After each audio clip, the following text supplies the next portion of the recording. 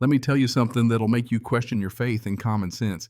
Picture this, I'm unloading supplies, hadn't even popped the back hatch on my truck when she rolls up, clipboard pressed to her chest. Eyes narrowed, like she's found an invader. HOA compliance. She starts in as if I'd somehow stumbled onto her manicured little fiefdom instead of my own woods.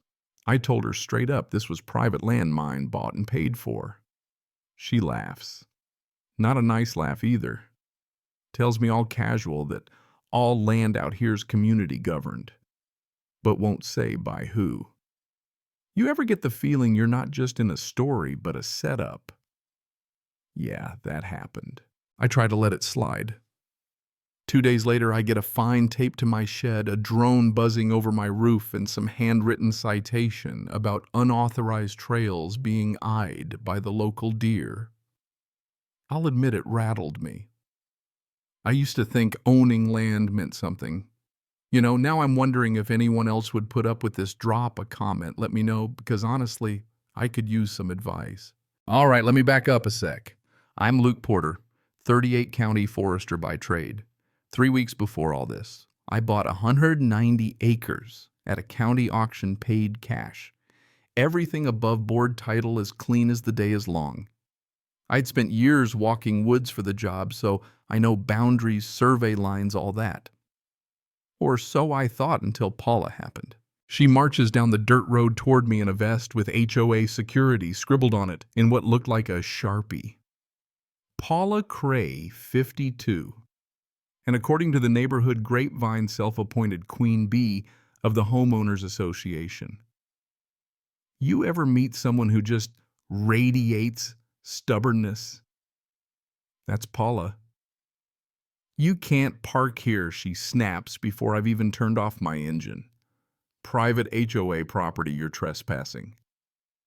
I step out, take a look around at the towering oaks I now own, and suddenly it's like I've wandered into an episode of The Twilight Zone. Sunlight's filtering down through leaves, trails winding off into the trees. Beautiful, really. There's a hand-painted sign, Community Nature Path. Paula's planted herself right in front, arms crossed, daring me to set foot. I pull my deed from my jacket, unfold it slow, show her. This land's mine, bought it from the county. Her eyes widen just for a second before she goes full red-faced. She grabs the paper, scans it like she's hunting for a typo that'll save her kingdom. It says, you own everything from the main road to Deer Creek. That's our walking trail, our picnic area. She glares like I've personally robbed the place. I take my deed back nice and calm and explain county sold it off as surplus. I put in the winning bid. What I didn't mention, I'd been eyeing that property for months, knew the conservation potential, the old trees, the wildlife corridors. I figured I could actually protect it from development. But Paula, she cycles through about 5 shades of purple and tells me, you can't just buy community land and kick out families who've used it for years. We built those trails, set up benches, made it beautiful. You can't just waltz in and destroy it. Now, I gotta admit, her passion is something. Misguided, but impressive. I tell her I'm not here to destroy anything. But this is my land now. That means maintenance improvements, anything like that. It needs my okay. So I go to the truck, grab a hammer and a set of laminated county documents, my deed, the property survey, ready to post them at the trailhead. Start hammering them up to an oak metal ringing out through the trees. Paula stands there looking at me like I just defaced the Sistine Chapel. You cannot do this. This is community forest. We have zoning approval. She shrieks loud enough to chase off any sensible wildlife. And that's when I notice something old concrete markers, half buried beneath the leaves. Not the kind of temporary stakes you get with weekend projects. These were set by professionals.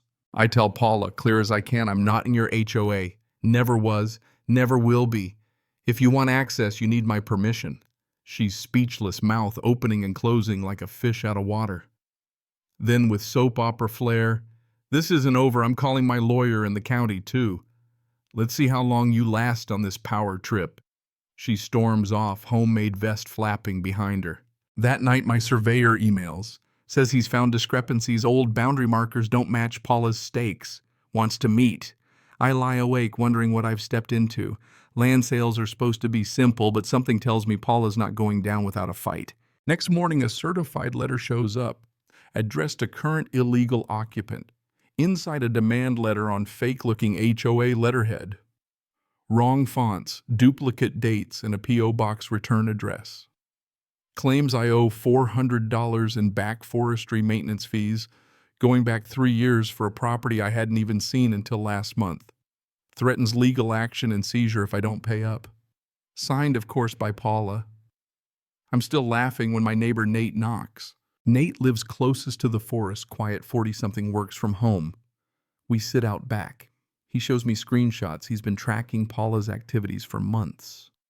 Turns out she's been running the same scam on other neighbors.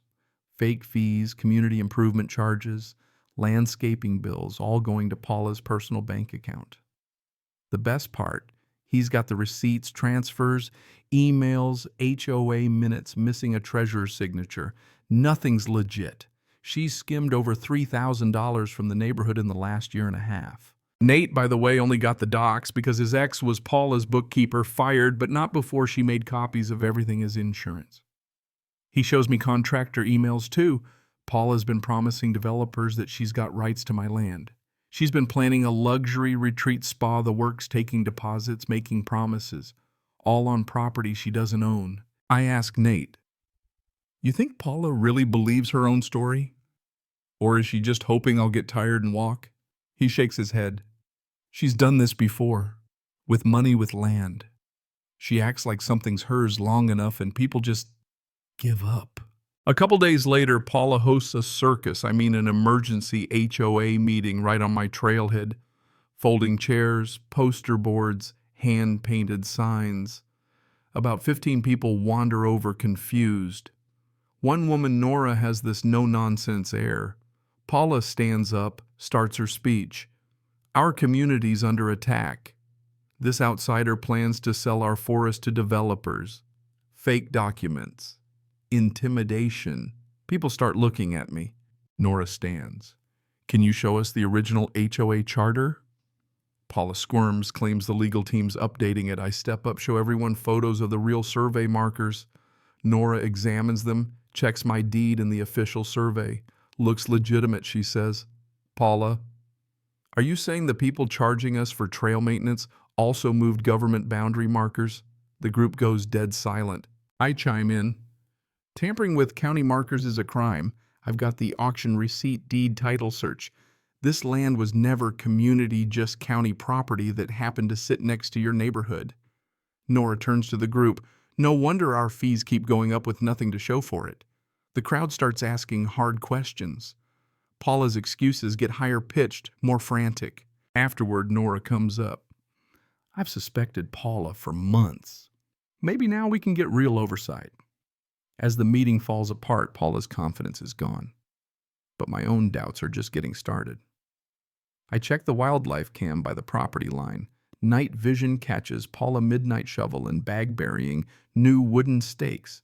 She's literally planting fake evidence to move the boundaries. I call the county, check for permits, none.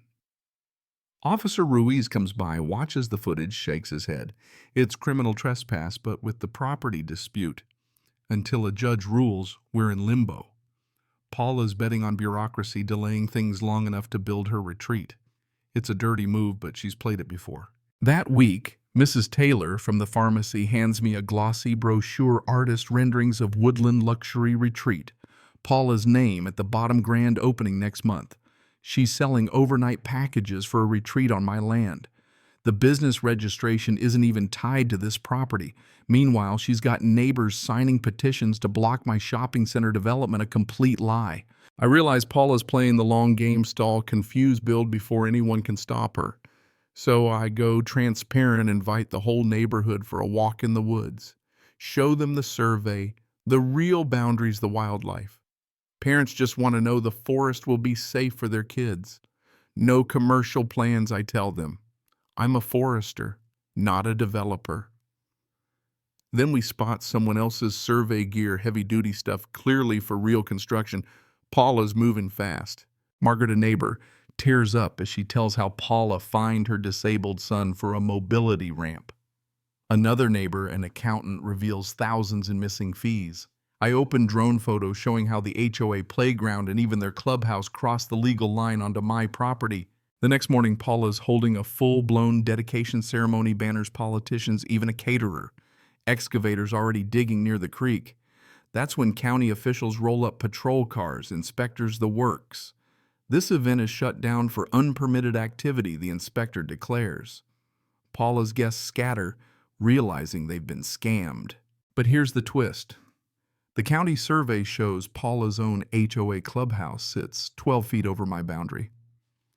The heart of her authority, her little castle built illegally on my land. The look on her face, you can't script that kind of collapse. County fines her for the fake fees, yanks her business license, launches a full audit.